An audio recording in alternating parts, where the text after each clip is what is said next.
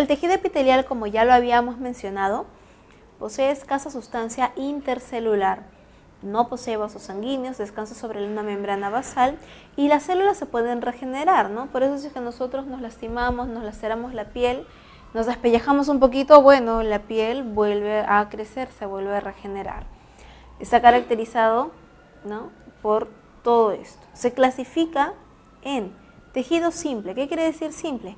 Que tiene una sola capa de células, una sola, ¿sí? Como por ejemplo el tejido plano, una sola capa de celulitas así delgaditas, planas. Aquí en donde lo encontramos, en endotelios, en alveolo pulmonar, en la cápsula de Bowman. ¿Para qué? Porque al ser simple y plano, chicos, por aquí rápidamente pueden pasar las sustancias. Puede salir el CO2 y entrar el oxígeno, pueden salir desechos y entrar nutrientes, como por ejemplo en el riñón, ¿no?, cuando se filtra la sangre. El cúbico, obviamente su nombre lo dice, chicos, las células tienen forma de cubito con un núcleo central, ¿sí? Y eso lo encontramos en los tubos uriníferos también, en el asa de Henle. Eso está en el nefrón, ¿sí? El nefrón, por aquí, tiene la cápsula de Bowman y los túbulos contorneados. Esto no se preocupen, lo vamos a volver a ver más adelante. La cápsula de Bowman es aquí donde se encuentra el tejido epitelial simple plano. Y el cúbico está aquí. Aquí están todos los cubitos, el cúbico. ¿Por qué? Porque obviamente por aquí se filtra la sangre, ¿sí? Y por aquí se reabsorben nutrientes, se eliminan desechos, ¿sí? Ocurre la reabsorción. Aquí encontramos el tejido epitelial simple cúbico. Y el simple cilíndrico obviamente las células tienen forma de cilindrito y algunos tienen ciliados, ¿sí? Se encuentran en el tubo digestivo, ¿no? Puede ser ciliado, como les había mencionado, como en el caso de la trompa de Falopio. ¿Y para qué sirve ciliado en la trompa de Falopio? Porque, chicos, recuerden que la trompa de Falopio, por aquí pasa ¿quién? El óvulo, ¿verdad? El óvulo es trasladado en la trompa de Falopio, ¿sí?, hasta llegar a la matriz. La trompa de Falopio, matriz, útero, no se olviden, por aquí viene viajando el ovulito, ¿no? Entonces el tejido epitelial ciliado, el cilíndrico ciliado, se encuentra justamente aquí, para poder trasladar al óvulo y llegar aquí. El tejido epitelial pseudoestratificado está formado por una sola capa de células que no llegan a la membrana basal, o sea, parece, ¿sí?, parece que fueran varios estratos o niveles, no se olviden. Aquí tenemos la membrana basal y las células son más o menos así.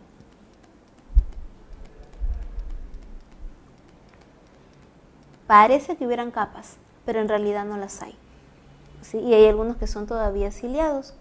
Eso lo vamos a encontrar, por ejemplo, tapizando la tráquea. En cambio, el estratificado, es decir, que tiene varias capas, ¿sí?, aquel que tiene varias capas, él sí es estratificado, ¿verdad?, con su membrana basal. Recuerden que aquí él puede tener o no la capa córnea, puede tener o no queratina. El no queratinizado se encuentra en el esófago, en los carrillos. ¿Qué son los carrillos? Las encías de los bebés, ¿sí?, y a nivel de la vagina. Y el queratinizado lo encontramos con una capa córnea, ¿no?, en la piel, sobre todo en la piel de nuestras manitos o piecitos que tiene constante roce, ¿sí? Ahí lo vamos a encontrar, protegiéndonos, generando lo que nosotros comúnmente conocemos como los callos. Y por último, el tejido epitelial glandular está formado por células diferenciadas y especializadas para el proceso de secreción. La glándula, recuerden que puede ser unicelular o puede ser multicelular. Unicelular, por ejemplo, como las glándulas o células de Lieberkühn, ¿no?, que van a secretar mucus a nivel intestinal, ¿sí? Esa es una característica, es unicelular. Una sola célula tiene la capacidad de secretar hacia el exterior.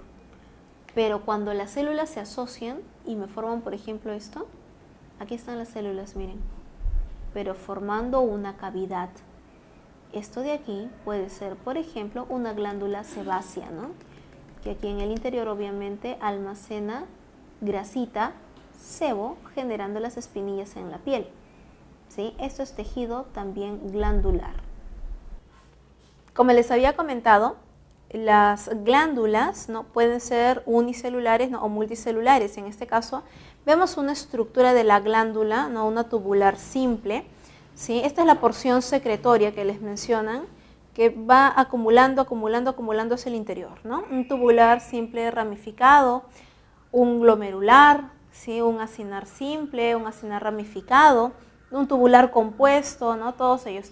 Todos estos tipos de glándulas usualmente son para glándulas sudoríparas, glándulas salivales, ¿sí?, o glándulas sebáceas, dependiendo, ¿no?, dependiendo de la parte del cuerpo en donde se encuentren. Solo para que quede claro los diferentes tipos de tejido epitelial. El escamoso, el simple cúbico, ¿sí?, el simple columnar o cilíndrico, el estratificado escamoso, bueno, eso a nivel de la piel. Hay también estratificado cúbico, pseudoestratificado columnar, el de transición, conocido también como el polimorfo. En este caso vamos a encontrar que ese es un tejido epitelial, pero que puede estirarse mucho, cede bastante. Se le llama justamente polimorfo porque podemos ver a las células así, pero cuando el órgano está estirado, ¿sí?, las células también lo hacen. Se estiran de esta manera, pueden cambiar de forma, ¿no? Por ello su nombre de polimorfo o de transición o transicional. Este es el que nosotros encontramos, por ejemplo, en nuestra vejiga. Eso fue todo con respecto a tejido epitelial. Con respecto a tejido conectivo, tejido conjuntivo, chicos, ese es el tejido que en realidad es más abundante y hay una gran variedad en todo nuestro cuerpo. El tejido conectivo conjuntivo, recuerden que deriva del mesodermo, del mesénquima, y es parte primerito del embrión, ¿sí? Cuando nosotros hemos sido embriones, hemos sido como una especie de gelatina, ¿no? De ahí también viene el nombre de gelatina de Wharton, tanto el tejido conectivo del mesénquima como el mucoso, ¿sí? Es como una especie de gelatina mal cuajada. Pero todas esas células obviamente pertenecen a un ser vivo y tienen todo el potencial para desarrollar una variedad enorme de tejidos, ¿sí? El tejido conectivo propiamente dicho, este es el que rellena, por ejemplo, órganos. Ejemplo de esto, chicos. Vamos a recordar un huesito, ¿sí? En el huesito sabemos que aquí en la médula se produce la sangre.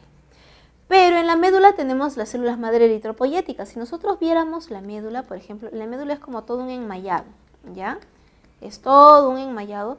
Y aquí están las células madre que producen las células de la sangre. Los glóbulos rojos, los glóbulos blancos. Pero ¿qué es lo que hay en este espacio? En este espacio aquí, ¿qué es lo que nosotros vamos a encontrar? Aquí vamos a encontrar, por ejemplo, el tejido conectivo, puede ser tejido conectivo laxo. En el interior de un órgano, por ejemplo, en el interior de un vaso, en el interior de un riñón, entre esos pequeños espacios que hay entre las estructuras, ahí es donde encontramos el tejido conectivo propiamente dicho. El laxo, obviamente, porque es muy suelto, el tejido denso es le brinda resistencia a estructuras y órganos, regular o irregular. Esto lo encontramos, por ejemplo, en la dermis, ¿no? Epidermis, en la dermis profunda, porque está usualmente formado por fibras de colágeno. ¿Recuerdan que habíamos visto que el tejido conectivo tiene las células muy separadas? Sí, y usualmente tienen gran cantidad de matriz. Esta matriz, por ejemplo, puede estar formado por fibras colágenas, obviamente hechas de colágeno. El colágeno grueso, tal como lo estamos viendo ahorita, ¿sí? Esto me forma fibra colágena que es para la rigidez, para que brinde soporte, ¿no?, a nivel de la piel. Pero estas fibras también pueden ser elásticas, ¿no?, de elastina. ¿sí? Fibras hechas de elastina. Y las fibras reticulares que nos mencionan aquí, estas también son de colágeno, pero son de colágeno delgado, ¿sí? Son fibras de colágeno delgado, es el tejido conectivo reticular. Y este también se encuentra rellenando órganos. Ahora, el tejido conectivo especializado, ¿sí? El tejido conectivo especializado se caracteriza porque obviamente está bien diferenciado. Ya tenemos aquí el adiposo, cartilaginoso, óseo y sanguíneo, ¿sí? Esto quiere decir entonces, chicos, no olvidemos, tejido conectivo conjuntivo son 3 tipos: embrional, propiamente dicho, y especializado. Pero del especializado tenemos el adiposo, el cartilaginoso, el óseo y el sanguíneo, ¿sí? El adiposo, unilocular o multilocular, ¿sí? Aquí es conocido como la grasa blanca, ¿no? La grasa parda y la grasa amarilla. La grasa blanca o amarilla, conocida como la grasa unilocular, ¿sí? La blanca o amarilla es la que está presente en el ser humano adulto, ¿sí? Y la multilocular es la grasa parda, que la encontramos en los bebés. Por eso la grasa parda, ¿sí? La grasita parda o multilocular, protege muy bien a los pequeños, a los bebés, a los neonatos, para que no pierdan calor corporal. La grasa blanca o amarilla, ya más que una función de aislador térmico, ¿no? En teoría cumpliría también de la función en nosotros ya de almacenar energía principalmente. El tejido cartilaginoso, el hialino, fibroso y elástico. Tenemos 3 tipos. El hialino es muy flexible y tiene un particular color azulado, ¿sí? Es medio azulito. ¿Dónde encontramos cartílago hialino? Lo encontramos en nuestra nariz, en la punta de la nariz. Y lo encontramos también formando parte del esqueleto del feto, ¿sí? Lo encontramos formando el esqueleto del feto. Conforme van pasando las semanas de gestación, el esqueleto del feto se va ya solidificando, se va osificando. El tejido cartilaginoso fibroso, por otro lado, nosotros lo vamos a encontrar entre las vértebras. Forman los discos intervertebrales, ¿sí? En las vértebras. Ese tejido fibroso obviamente es mucho más resistente, ¿no? a los roces, es mucho más resistente en la misma articulación, ¿no? Para evitar también el choque directo de vértebras y que esto genere dolor e impide movimiento. Y por último, en el caso del elástico, esto por ejemplo lo encontramos en nuestras orejitas, ¿sí? Que es un tejido, ¿no? Es el tejido que usualmente perforamos con los aretes. El tejido especializado conectivo óseo puede ser el esponjoso o el compacto. El esponjoso es el medio que nosotros ya conocemos, ¿sí? En la parte media, ¿sí? En la parte de epífisis. Y el compacto es la parte blanca, justo lo que les había mencionado de los sistemas de Haber, ¿sí? Esa es la parte compacta. No se olviden los cristales de hidroxiapatita que son producidos por los osteoblastos, ¿sí? Y en el caso del tejido conectivo sanguíneo, tenemos aquí sus 3 componentes. Los eritrocitos, conocidos también como glóbulos rojos o hematíes, los leucocitos, conocidos también como los glóbulos blancos, y la parte de los trombocitos. Chicos, aquí los leucocitos sabemos que pueden ser o agranulados o granulados. Granulados, ¿quiénes son? Neutrófilos, basófilos y eosinófilos. Los neutrófilos, su nombre lo dice, una de sus funciones principales es justamente neutralizar la respuesta inmune después de haber atacado y habernos defendido. Los basófilos están íntimamente relacionados con respuestas alérgicas, igual que los eosinófilos. Pero a los eosinófilos se les atribuye algo adicional, que es la asociación a la protección contra parásitos. Mientras que en los agranulocitos tenemos a los monocitos, que más adelante veremos que son los macrófagos activados, ¿sí? Y los linfocitos, ¿sí? Y los linfocitos, que son los linfocitos T o los linfocitos B, lo que habíamos visto la semana pasada, ¿verdad? Y los linfocitos T, recuerden que aquí pueden ser los CD4 o los CD8, ¿sí? Los linfocitos T son los que migran hacia el timo, y los linfocitos B son los que se quedan en el hueso, ¿no? En el bone, en la médula, en el hueso. Bone en inglés, ¿ok? El CD4 no te olvides que es el helper y el CD8 el killer, ¿no? Ayudar a través de las citoquinas o matar a través de las perforinas, ¿sí?